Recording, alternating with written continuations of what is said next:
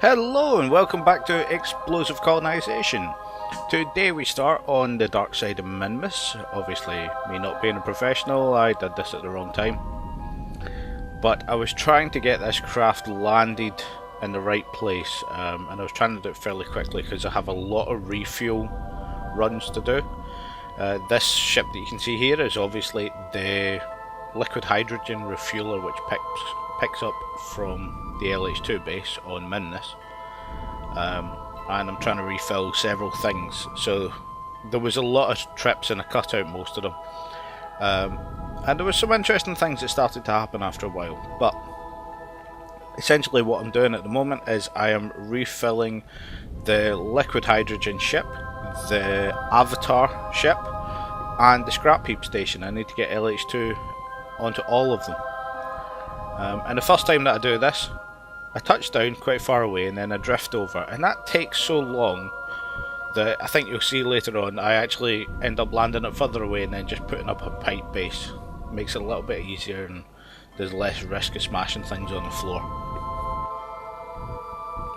But this was a bit of an odd ship because I created it with 4 nuclear reactors as well as the solar panels that are on it, and those solar panels, for some strange reason, those larger solar panels in the near future mod aren't retractable.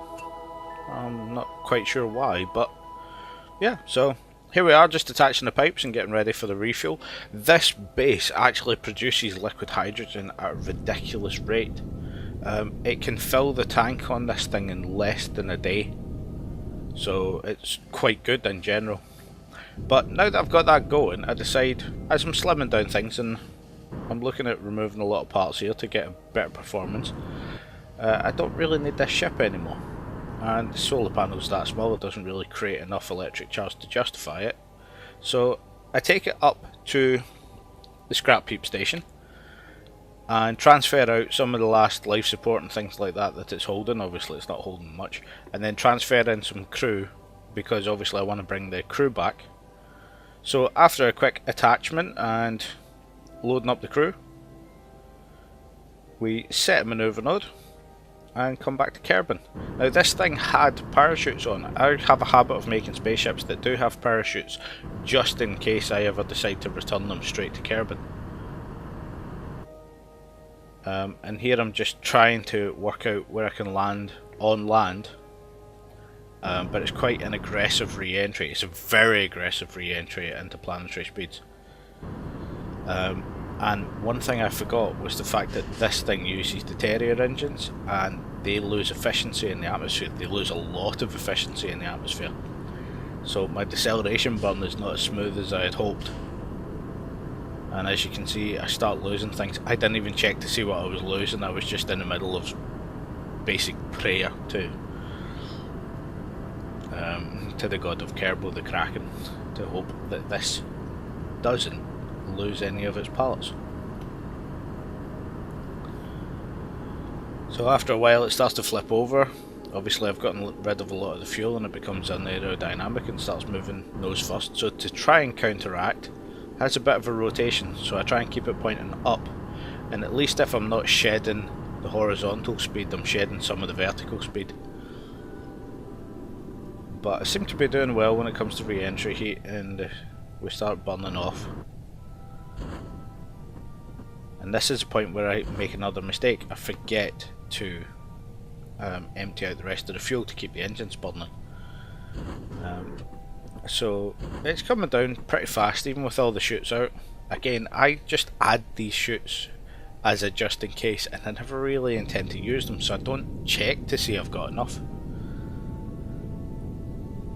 But we come down pretty hard, lose some engines, but at least we landed and we managed to recover 6 of the Kerbals. 4 of them, I think, were from the station.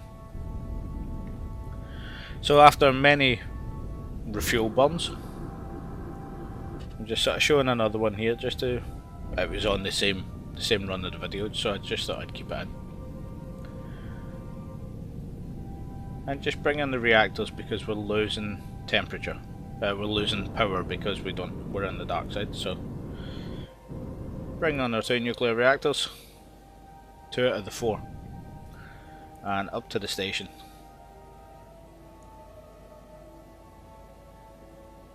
and then it's just a simple docking manoeuvre, which again, because of the weight of this thing, although it's simple, it takes ages. And as I've said before, I use MechJeb a lot, but I sort of use a bit of it sometimes. So I'll use it to line things up, and then I'll dock it manually and here and there.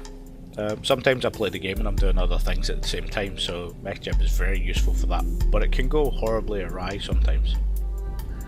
Like here.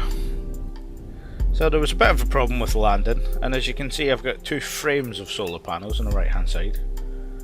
I had a bit of a mistake and I clipped a solar panel off the ground. So this is just us setting up the pipe network, and what I'm doing at the same time, I set up the pipe network and I cannibalise pipes from other places to make this, and then just shufty in the ship a little bit. But while I'm doing this, I start disassembling other things at the same time and just taking bits out of this base. Obviously the less parts you have, the less lag you get.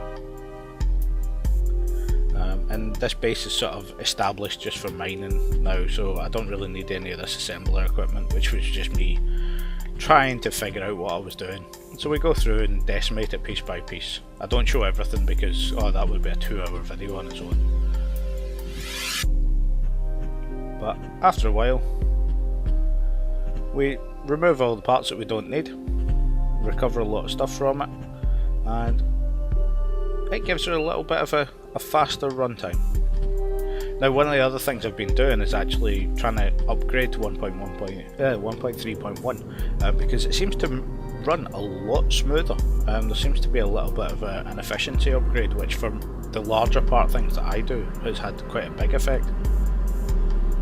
So that'll be shortcoming. I am at the moment teaching myself how to compile a mod, because there's some mods that haven't been compiled yet, and I don't want to pester people on the forums because I know how annoying that gets, so I figure if I can just grab it off GitHub and compile it for myself, then I might. But I need to learn how. So here we have a lovely little accident. I'm moving this ship. Now this ship it was intended to be a ferry from an orbital ferry from Kerbal out to the moon or Minmus. And as you can see, it's got space for a lot of Kerbals. So I decided to recover some Kerbals, and in the process I clipped the ground while landing because I'm trying to land in the dark. I wasn't paying enough attention to the instruments. So we lose a chunk off of the ship.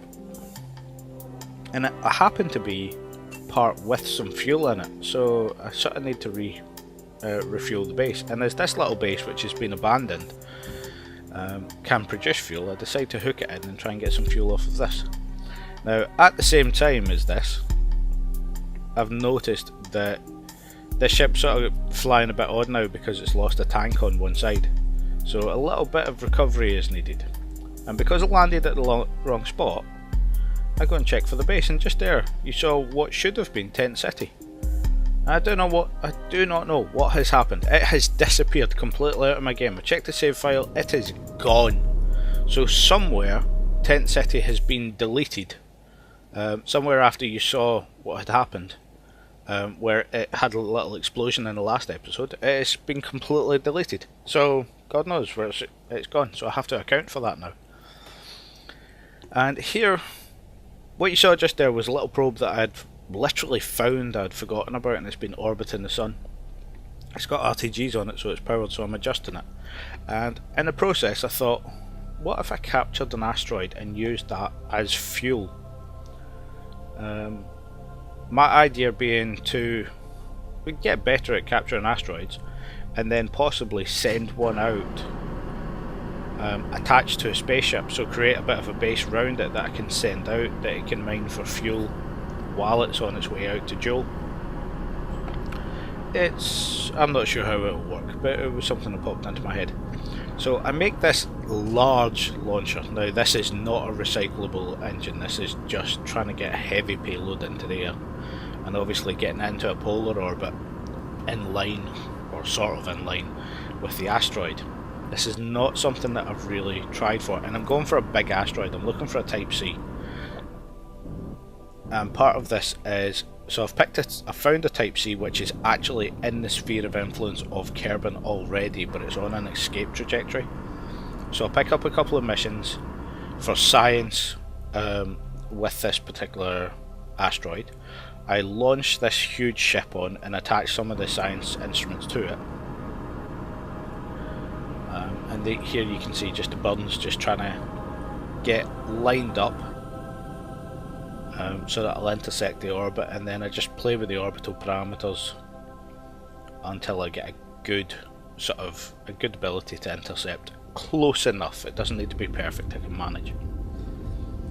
And here we are with the hammerhead, just doing another little adjustment burn to correct. And here you can see just getting something that will be fairly close to equatorial? I don't know. Close to the middle of even. And now after I didn't lose a bit of footage, I didn't hit record. I didn't want to jump back away. But this is the same probe that is going out. It's lost its fairing now and it's on the second stage. Or the third stage technically. And yep, so we're just pushing this out so that it'll intercept with the incoming asteroid. And separation, we're down to the final thing. Now as you can see, this has several liquid hydrogen engines, liquid hydrogen storage, the miners on the front of it, but at the back what you can see there are some of the bigger mole modules, again from Angel 125's mods, from the mole series of mods that's in with Wild Blue Industries. And the idea being that this is not just a miner, that this is going to be a base. However, once I get to this Class C, although it is, yes, it's a Class C, it is a very, very small one. And at this point I also noticed that somehow I came out here with a loaded ore tank, so I actually shipped a whole load of ore up to this, which would be nice to know that in the first place. But I start trying to recover some fuel off of it, get the drills out and get it drilling, and because it's too small for my needs, I decide to just get it into a decent orbit and sort of leave it there. It's still hooked up. As I'm speaking right now, it's still hooked up to this satellite. I haven't done much with it, but I have literally drained all of the mineable ore out of it. It didn't take long to do that. But yeah, just bring it into a circular orbit and then bring it down to the middle plane. I don't really know the word for that. If anybody wants to comment and tell me what it would be if you're going around the equator as opposed to up over the poles. So here's some footage of the plane that I'm trying to decide that will go along with the Ares ship, and I keep ejecting because it keeps going horribly, and again, and just like Shadow Zone, again and again and again and again and again. So many ejects. I was getting a really nice, it would hit orbit quite easily, but then yeah, it went sideways. So eventually I managed to create one of these that lands beautifully. And I thought I'd keep this in just to sort of show that there is things going on when I'm not always filming the main stuff. I try and do this all inside the game, and even if I revert, I go into the cheats menu and take money off for the actual ship. Sometimes just the actual loading process is faster when you revert things.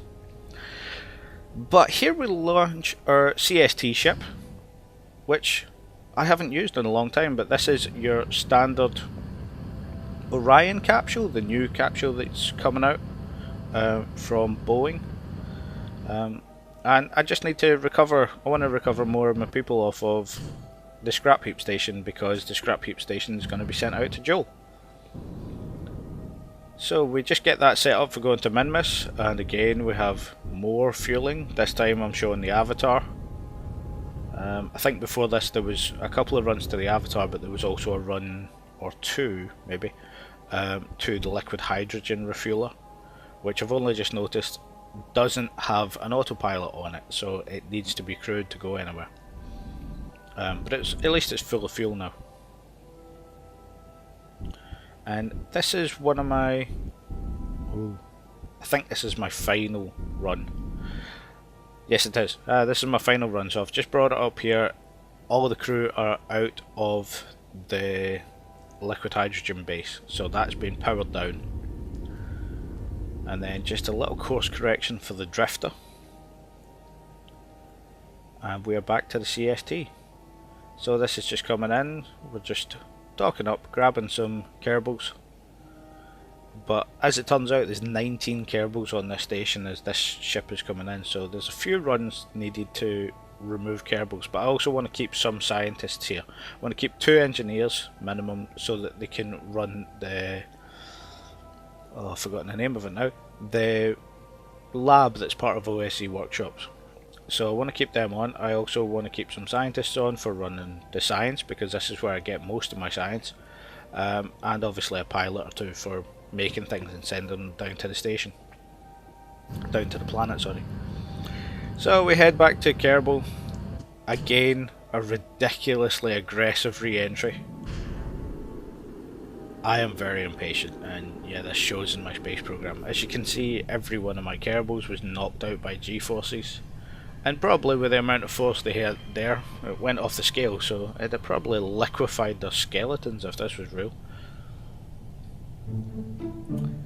But yeah, so we're down. I'm not filming this entire thing because these chutes deploy way too high and I've never managed to get a lower amount that I'm comfortable with. So we're back out of the Avatar, and we're bringing, because I've lost my base that produces all the rocket parts, I can't build what I was going to, and I don't want to waste the rocket parts that are in the scrap heap station, so this gets brought back to Kerbal. We want to get some things on it, and I'm going to launch them from Kerbal this time. So back up to this lovely little ad hoc base here. I'm just going to leave it here because I've got no real use for it, but at the same time I can't really take the equipment out of it. This ship was initially designed for equipment, and because I've recovered all of the Kerbals that I'm going to, having lost the base, I decide to bring it up to the main station with the equipment that's in it, and shift some equipment across to the station so it has some for any reconfiguring, but more likely for putting on ships and sending them down to the planet. Equipment's always needed with the Pathfinder stuff to assemble things.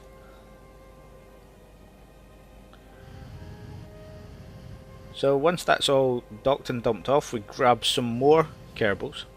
Now, something that flashed quite quickly there was I actually ad hoc some parachutes onto this, because this was never intended on returning to the planet. So there are parachutes just slapped all over the nose. And again, an aggressive re-entry and then a sort of recovery from it. I was trying to adjust so that I could hit some land, but yeah, I'm just in the wrong place for that, as you can see. So I decided to just try and slow down because I am going, again, fairly fast and I don't want to burn up. And as you can hear there, I've just run out of fuel and the RCS system is kicked in to try and keep it down. So I start spinning to try and neutralise the heating effect, which I think worked.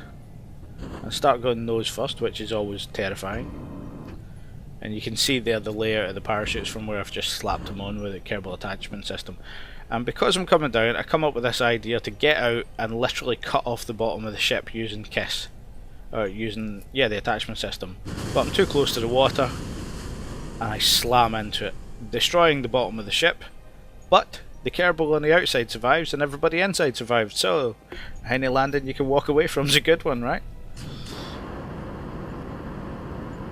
And then our final ship for this episode. This is something that I've been working on for a little while. I've been talking to Angel 125 about parts that I'm trying to persuade him to put into the DSEV mod.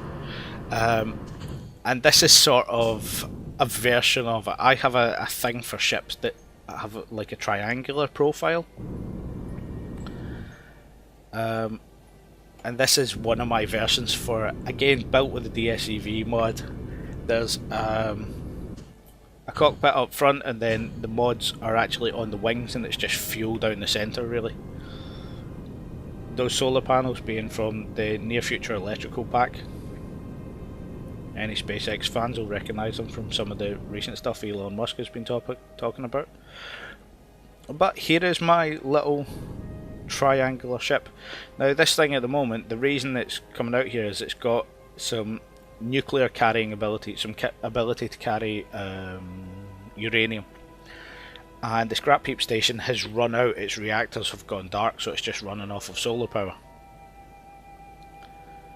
So we're just bringing this thing out to dock. It is a heavy ship, and the RCS is quite underpowered for this. The docking procedure for this was just huge. But we get it out, we get the reactors refueled and turned on, and we even have a bit of spare fuel left over. So we are now at the stage where we are ready to send this out to Joule, and we're going to start getting the avatar ready, docking things onto the avatar, so there will be at least one interstellar launch next time. So thank you for watching, and I will see you again next time.